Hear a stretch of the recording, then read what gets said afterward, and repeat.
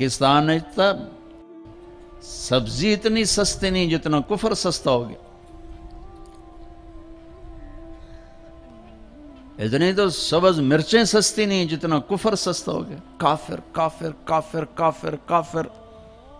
اٹھا کے دیکھو سوشل میڈیا، یہ عاشقان رسول ہیں یا ظالمان رسول ہیں کہ جو ایک دوسرے کو کافر کہہ رہے ہیں، ایک دوسرے کو کافر جو بھی کہہ رہا ہے. دیوبندی بریلیوں کو کہہ رہے ہیں، بریلوی دیوبندیوں کو کہہ رہے ہیں، غیر مقلد مقلدین کو کہہ رہے ہیں، مقلدین غیر مقلدوں کو کہہ رہے ہیں، شیعہ سنیوں کو کہہ رہے ہیں، سنی شیعہ کو کہہ رہے ہیں. وہ مجھے بتاؤ جنت کس کے لیے ہے پھر؟ اللہ ویلی جنت دا چار پاؤنے.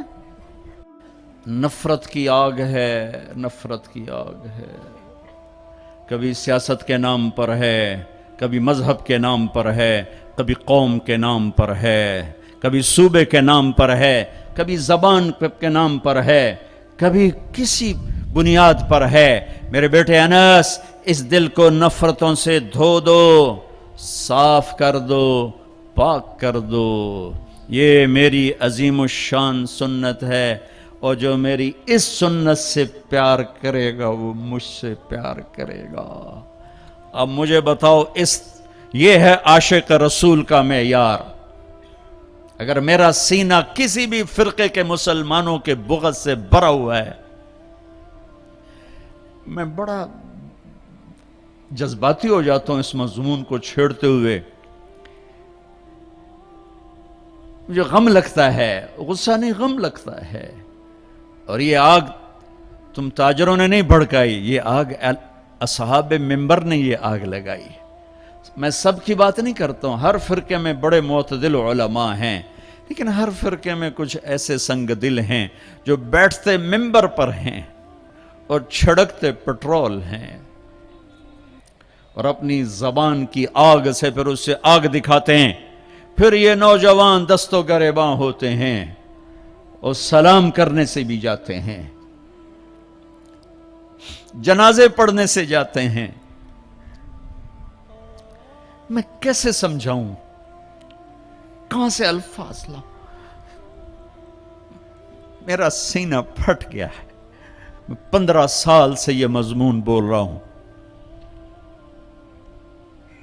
کبھی کسی سے معاوضہ نہیں لیا. یہ کوئی فخر سے نہیں بتاتا ہوں، صرف اپنی صفائی پیش کرنے کے لیے بتاتا ہوں.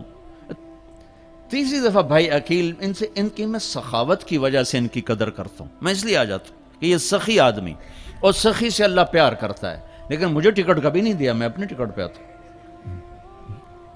کہ میں نے اس کا معاوضہ اللہ سے لینا ہے، اس سے تھوڑا ہی لینا ہے کہ جاتے ہوئے لفافہ میری جیب میں ڈال دے. تو میں دکھ سے بولتا ہوں کہ یہ آگ منبر سے بھڑکی ہے. سب کی بات نہیں کرتا ہوں، 5 انگلیاں برابر نہیں ہیں، لیکن ہر مسلک کے نوجوان خطیبوں نے ایک آگ بھڑکائی ہوئی ہے، ایک آگ لگائی ہوئی ہے. اچھا، ایک واقعہ یاد آ گیا. ابراہیم علیہ السلام کے لیے آگ بھڑکائی تو گرگٹ پھونکے مارنے لگا، پھونکے. اور نام مرادہ تیری پھونک نال کی بڑھنا ہے. لیکن ایک برائی کا ساتھی بنا تو حکم ہے جہاں گرگٹ ملے اسے مار دو. یہاں نہیں پایا جاتا گرگٹ، وہ میں نے افریقہ میں دیکھے تھوک کے حساب سے، یہاں نہیں ہے. مارے چھپ کے لیے اس کی قسم ہے، گرگٹ نہیں ہے. اور کبوتر کو بھی پتہ ہے میرے 2 چن جاندے پانی نال کچھ نہیں بڑھنا. اس نے چونچ میں پانی بھر کے ایسے اوپر ڈالا. اللہ نے کبوتر کی محبت پوری دنیا کے دل میں بٹھا دی. سارا حرم کبوتروں سے بھرا پڑا. میرے نبی کا حرم کبوتروں سے بھرا پڑا ہے. اللہ کتنا قدر، اللہ کو پتہ ہے ایک قطرے پانی نال کے بڑھنا ہے. کبوتر جی چونچ دے پانی نال کے بڑھنا ہے. گرگٹ کی پھونک سے کوئی آگ بھڑک گئی، ایک برائی کا ساتھی بنا، حکم آ گیا جہاں ملے مار دیا جائے. کبوتر ایک اچھائی کا علمبردار بنا، حرم بھر دیا کبوتروں سے. دونوں حرم بھر دیے، کبوتروں کی محبت دلوں میں ڈال دی. کبوتر بادوں سے پوچھو کیسے اتنا بیوی سے پیار نہیں کرتے جتنا کبوتروں سے پیار کرتے. مجھے پتا ہے میں اس آگ کو نہیں بجھا سکتا، لیکن میں اللہ کے نبی کی بارگاہ میں کہہ سکوں گا یا رسول اللہ میں تو کبوتر بننے کی کوشش کرتا رہا. مجھے پتا ہے میرے چند قطروں سے کچھ نہیں ہوگا.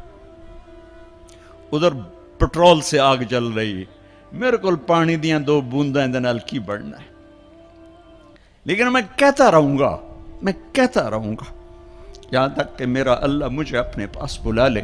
میں کہتا رہوں گا. امت بنو, نفرتوں کی آگ کو بجھا دو. بڑی دنیا پھری ہے, جتنا اسپین میں جا کے دکھ ہوا کہیں نہیں ہوا. اس بات کا دکھ نہیں تھا کہ 800 سال کی حکومت ختم ہو گئی. دکھ اس پر میں مسجد قرطبہ میں کھڑا رو رہا تھا. میں اس بات پر نہیں رویا کہ مسجد گرجا بن گئی. گرجا بن چکی ہے, تھوڑی سی جگہ کور کی ہوئی ہے مسجد کی, لیکن وہاں نماز پڑھنے کی اجازت نہیں. باقی ساری مسجد گرجا بن چکی ہے. بڑے بڑے بت ہیں, بڑی بڑی تصویریں, بالکل سینٹر میں گرجا ہے. نہیں, اس میں نہیں رویا.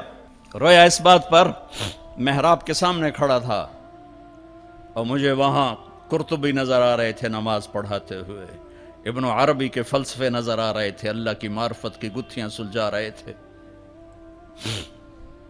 بقی ابن مخلد کا درس حدیث نظر آ رہا تھا, قرطبی کا درس تفسیر نظر آ رہا تھا, یحییٰ بن یحییٰ اندلسی کی درس حدیث کی مجلس نظر آ رہی تھی. لیکن وہ میرے خوابوں میں تھا, باہر تو بت پڑے ہوئے تھے. اور میں جو دکھی ہوا کس بات پہ ہوا کہ جس وجہ سے اسپین کی مسجدیں گرجا بن گئیں, 800 سالہ حکومت زیر و زبر ہو گئی, وہ ساری وجہ میرے دیس پاکستان میں موجود ہیں اور کوئی نہیں سمجھ رہا, کوئی نہیں سمجھ رہا.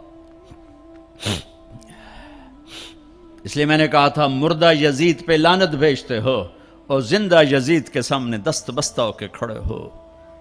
اس ایک حدیث کو سینے سے لگا لو, دل کھلے کر دو سب کے لیے. اگر آپ کی نظر میں کافر ہوں تو مجھ سے نفرت کیوں کرتے ہو؟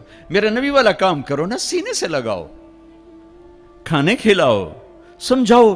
تبلیغ والوں نے کیا کیا ہے؟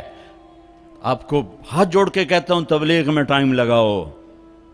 پوری دنیا میں واحد دین کی محنت ہے جس نے محبت کا وہ پیغام پہنچایا ہے کہ امت کو فرقہ واریت سے نکال کر ایک امت پنے کی شکل دکھائی ہے.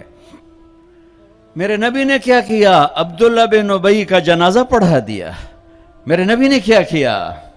منافق مسجد میں بیٹھے ہوتے تھے اور آپ کو ایک ایک منافق کا پتہ تھا, یہ منافق, یہ منافق, یہ منافق. کبھی نہیں مجلس سے اٹھایا. تو ایک کام تو یہ کرو کہ اپنے دل کو نفرتوں سے پاک کرو. امت بن کے رہنا زیادہ پسندیدہ ہے اللہ رسول کو, یا کسی فرقے کا جھنڈا اٹھا کے کھڑے ہونا اللہ رسول کو زیادہ پسند؟ رہو اپنے اپنے فرقوں میں رہو. میں تمام اسلامی فرقوں کو سلام پیش کرتا ہوں, لیکن میں یہ ہاتھ جوڑتا ہوں کہ یہ جو ایک دوسرے کے دستوں گریباں ہو اور ایک دوسرے پر تم نے کفر کی توپیں چلائی ہوئی ہیں, اللہ کے واسطے انہیں محبت کے بول میں تبدیل کر دو. ایک دوسرے کے گلے لگ جاؤ, ایک دوسرے کو کھلے ماتھے سلام کرو, ایک دوسرے کے پیچھے نمازیں پڑھو,